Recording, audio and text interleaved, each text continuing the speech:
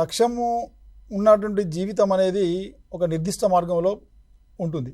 లక్ష్యం అనేది ఏం కావాలి? నేను భవిష్యత్తులో ఫలానా కావాలనే ఆలోచన పిల్లవానికి స్వతహాగా రావచ్చు, లేదా తన కుటుంబంలో ఉన్న వ్యక్తులను చూసి రావచ్చు, లేదా సమాజంలో ఎక్కడైనా ఒక సంఘటన చూసో, లేదా ఒక రకరకాల స్టోరీలను చూసిన పిల్లలు కూడా నేను కూడా ఇలా కావాలి, లేదా ఒక ప్రొఫెషన్ ఎన్నుకొని ఈ ప్రొఫెషన్లో నేను రావాలి అనే ఆలోచన కూడా ఉండి ఉంటుంది.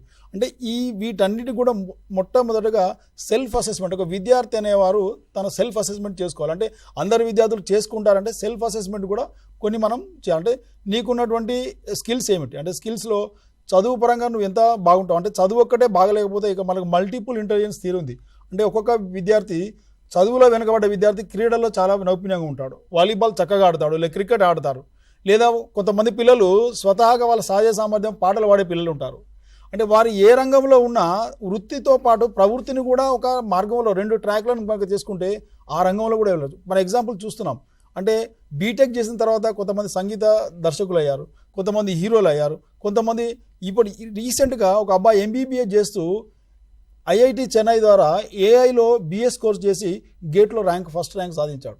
అంటే it's a kind of choice, not by chance. అంటే ఫోర్స్ఫుల్ ఛాన్స్ కాకుండా it's a choice of the individual based on his skills.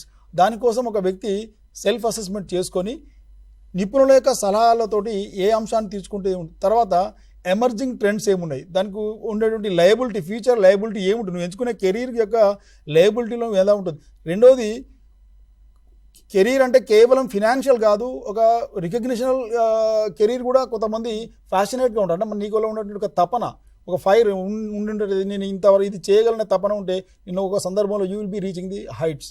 So ఆ విధంగా పిల్లలు తమ వ్యక్తిగతమైనటువంటి అభిరుచులు, హ్యాబిట్స్ ఇవన్నీ కూడా వారి యొక్క కెరీర్ను ఎంచుకోవడానికి ఉపయోగపడేటువంటి అంశాలు.